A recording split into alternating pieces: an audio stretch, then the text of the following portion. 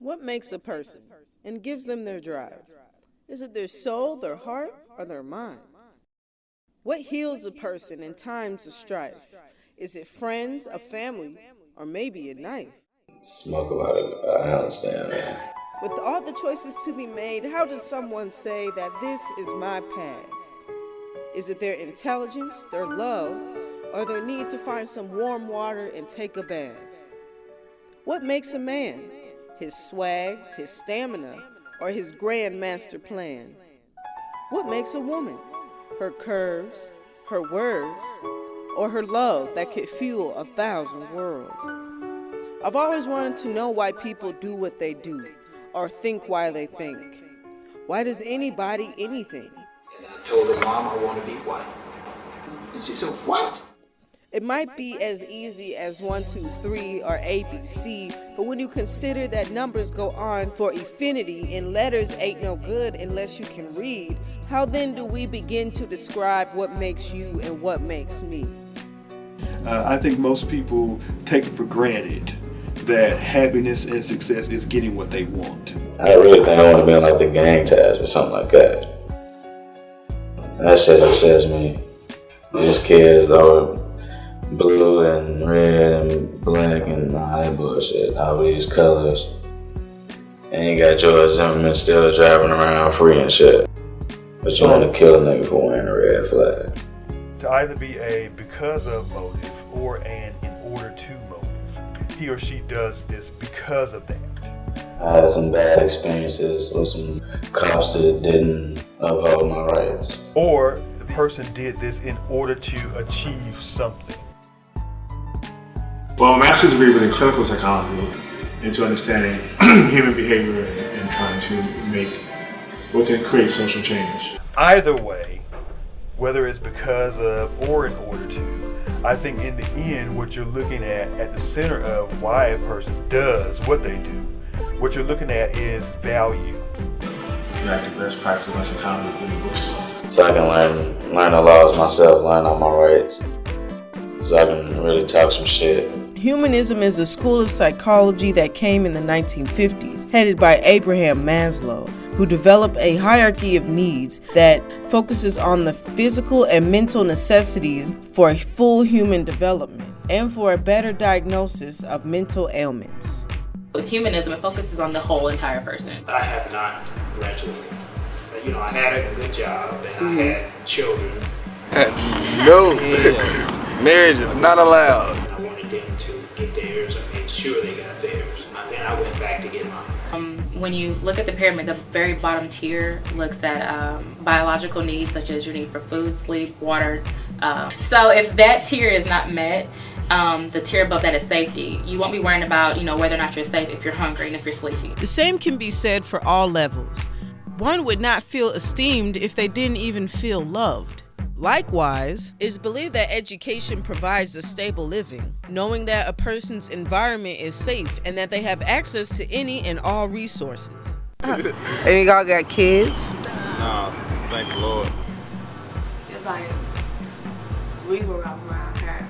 You just can't think about yourself anymore. That is something that I would not recommend. I stay at home with baby for now until I start grad school in January.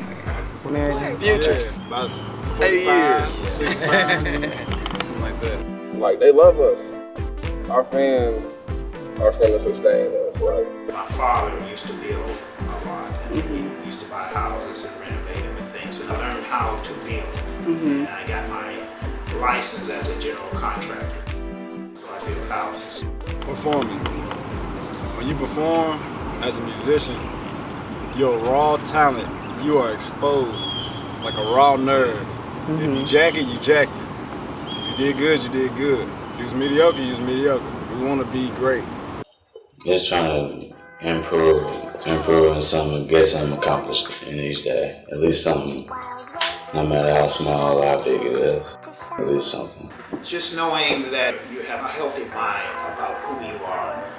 And if you feel good about yourself, then you'll feel good about others that look like you. But if you don't feel good about who you are, then chances are you're not going to feel good about other people that look like you. Success and happiness, he would say, it's not something that you aim at. It is something that actually is a byproduct of your commitment to something greater. I remember when I was a little boy, going to a predominantly white school. My mother was light complected. American standards, she was a beautiful woman. I remember when she came to one of my classes when I was in elementary school, and the kids went, "Wow, your mother's beautiful." These are white kids. "What happened to you?" "Why do you don't look like your mother?"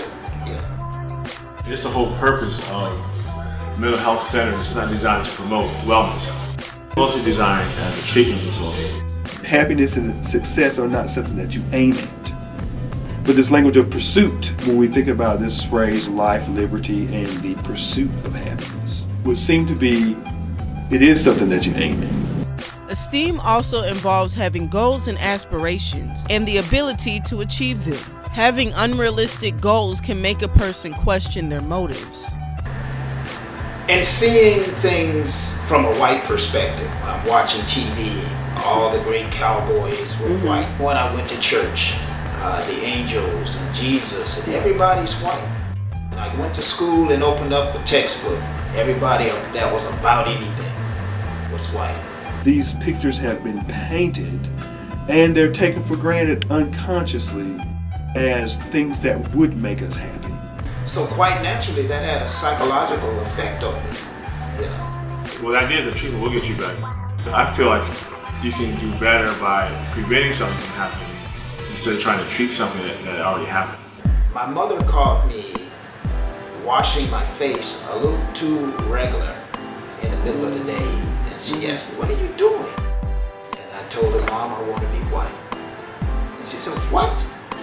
Like being in the bookstore, I can expose people to educational pursuits or discovery where you can build your self-esteem and self-awareness, and that can stimulate more growth and development. When we look at our media markets, we have Hollywood, we have sports, music.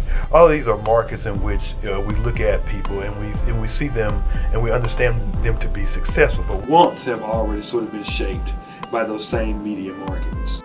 You should want the house, you should want the car, you should want to live somewhat extravagantly. Then she went as far as pulling out some books by J.A. Rogers. And she showed me all these pictures about great people and things that black people have done. That made me feel a great deal better about myself. Just find out that I'm playing one of the Three Musketeers, and I find out that the author who wrote the novels were black like me. That made me feel better. When you find out, and I'm living in California, and I find out that California is named after a black woman. That made me feel better. And understanding that I do have a history makes me feel better.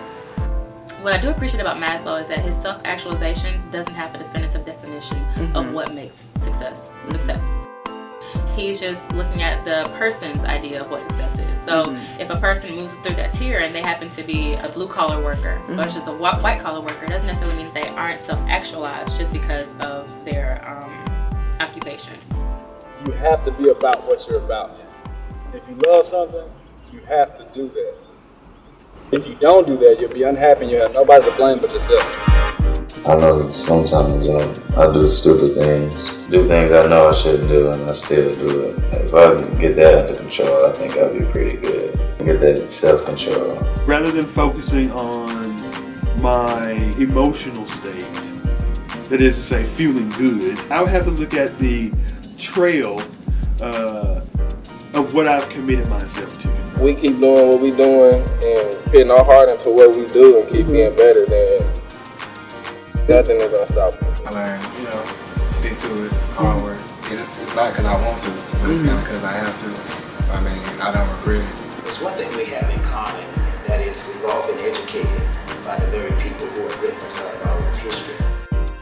Western academia has not served us well in teaching us who we are. People say certain things might have turned their life around, like having read certain books in the store. I've had young men come to me and say, "Look, if I had not have listened to your lectures, I probably would have gone to college and finished." He would consider that success and happiness, because that is the byproduct of the commitment and the byproduct of my interest in something greater. You always want to be more successful, but yeah, I think I'm successful. I'm still climbing. When you learn about your melanin, then you're not color struck. When you learn about your hair, you don't feel like your hair has to be straight for life to be straight. You know, understand who you are will take you a long way.